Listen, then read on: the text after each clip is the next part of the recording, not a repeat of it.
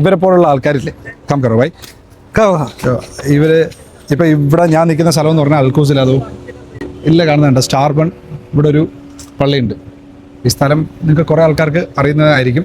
അപ്പോൾ ഞാൻ ഈ സ്പെസിഫിക് സ്ഥലം എന്നല്ല പറയുന്നത്, ഇവരെ പോലെ ജോലി ചെയ്യുന്ന കുറേ ആൾക്കാർ കുറേ സ്ഥലത്തുണ്ട്.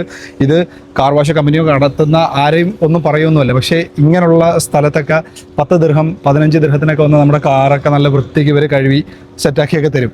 പക്ഷേ അവർക്ക് ഈ നട്ട് വെയിലെന്ന് പറഞ്ഞാൽ നല്ല സുന്ദരം വെയിലാണ് ഇവിടെ.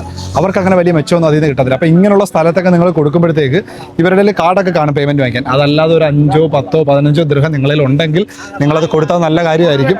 കാര്യം ഞാൻ എന്തുകൊണ്ടാണ് പറയുന്നതെന്ന് പറഞ്ഞു കഴിഞ്ഞാൽ അവർക്ക് ആ കൊടുക്കുന്ന ഒരു 10 ദിർഹം എന്തെങ്കിലും ഒന്ന് കിട്ടുമായിരിക്കും. പക്ഷേ നമുക്ക് കൂടിപ്പോയ 10 ദിർഹം ഈ നട്ട് വെയിലത്ത് ഇങ്ങനെ നിന്ന് ഒരു 5 മിനിറ്റ് പോലും വെയിലത്തിക്കാൻ പറ്റാത്തതാണ് നമ്മൾ തള്ളത്തോട്ട് എറിഞ്ഞ് വീഡിയോ എടുക്കുന്നത്.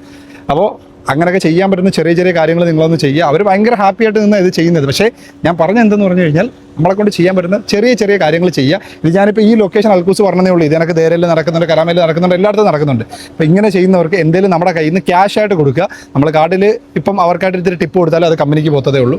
അത് എല്ലാവരും ചെയ്യാൻ പറ്റുന്നുള്ള കാര്യങ്ങളാണെങ്കിൽ ചെയ്യുക.